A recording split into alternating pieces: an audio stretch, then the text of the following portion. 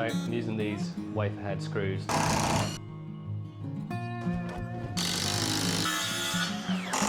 Quite a lot of condensation up here. Hi, I'm WoodenWealth and welcome back to this second video about the restoration or conversion of the barn on the side of my house here. That first video I put out, the last one you might have seen, was obviously about the re-roofing of the barn, but quite a bit of work had gone into the projects before that, and so I thought it might be a good idea to show you a bit of what's gone on before the point I started filming all of this.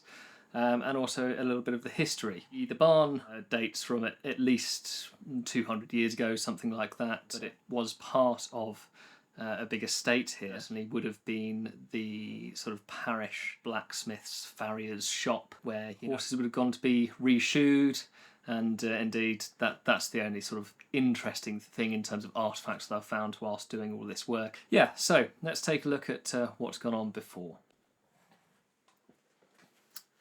So here we are, here's the barn with the roof being stripped off. That was the first thing to be done, getting rid of the manky old batten and felt and removing all the rafters. The rafters were in a pretty sorry state.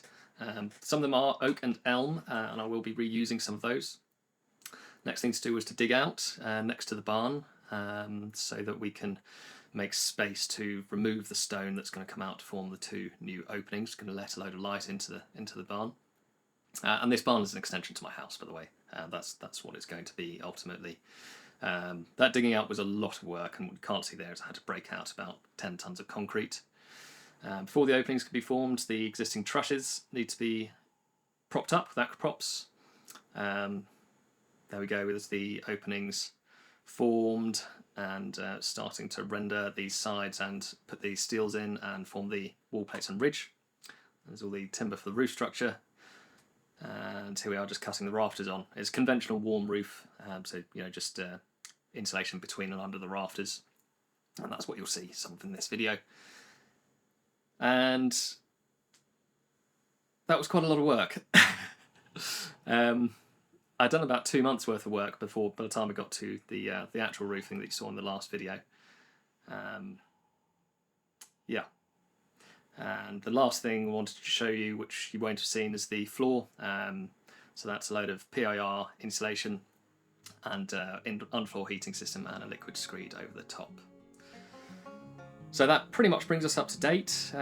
You will have seen not very much of that, but I have filmed a fair bit from that last picture there, the floor. So putting some of the stud work up to form the bathroom, installing some of the underfloor heating system, making and installing windows still to come. My background is in joinery and oak framing as well as architecture and design, so I will be making some traditional mullioned oak windows and also fabricating some steel windows. So there's quite a lot of interesting content to come up over the coming months. I hope you really enjoy it. If there's anything you particularly want to see more of or less of, you like or dislike, please leave a comment down below, and let's get on with it.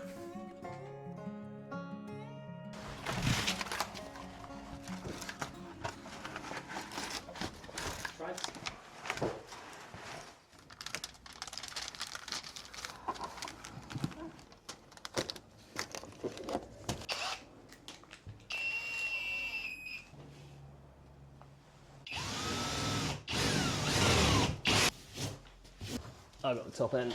Cool.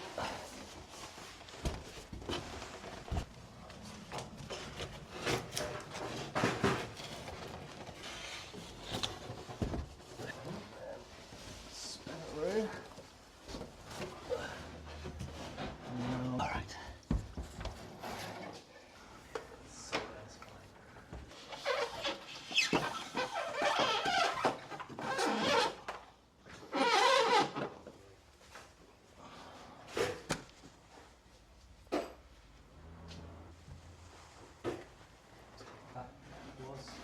Yeah, I'm probably going to need... Yeah.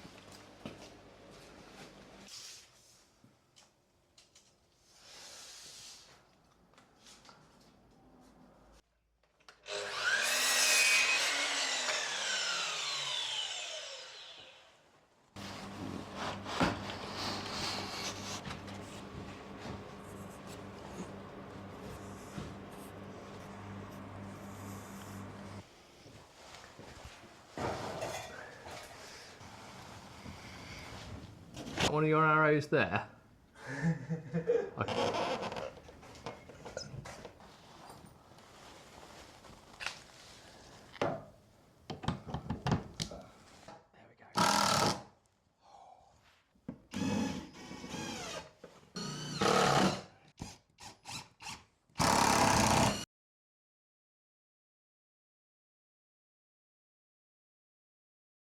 Yeah.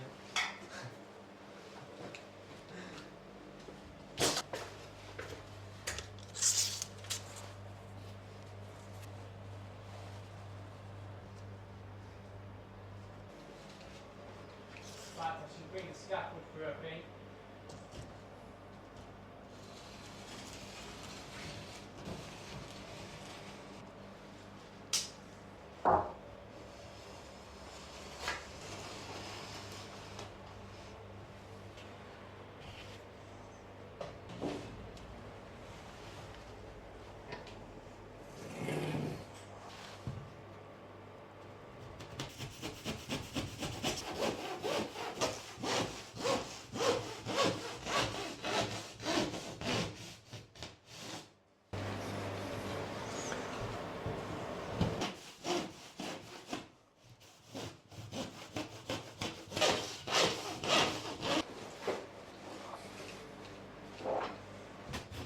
No.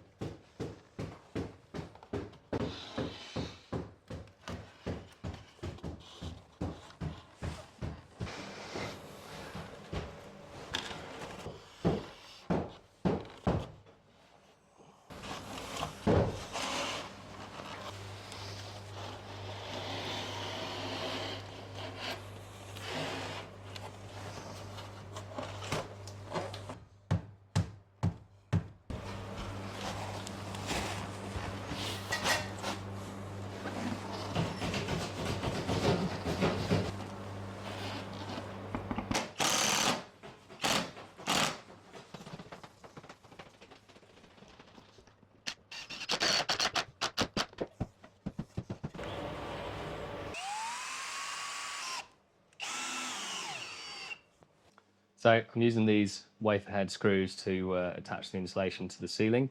It's a bit easier than trying to screw a piece of batten straight on, and the nice big head on these just helps to keep the insulation up there without the head punching through the aluminium foil surface, the insulation. They are expensive. I think these are about £20, about $28, $30, something like that for pack of 100 6x100mm wafer head screws, but they do make a job like this an awful lot easier.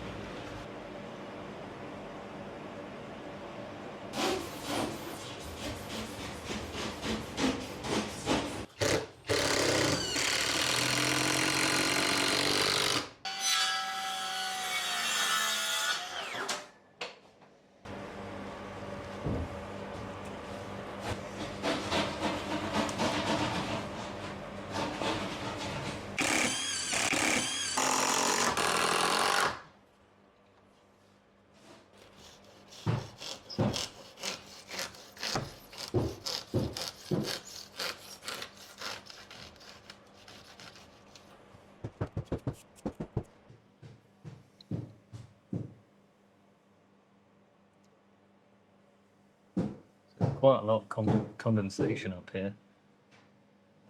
Hopefully that'll stop whilst the floor's dried out, and we'll see.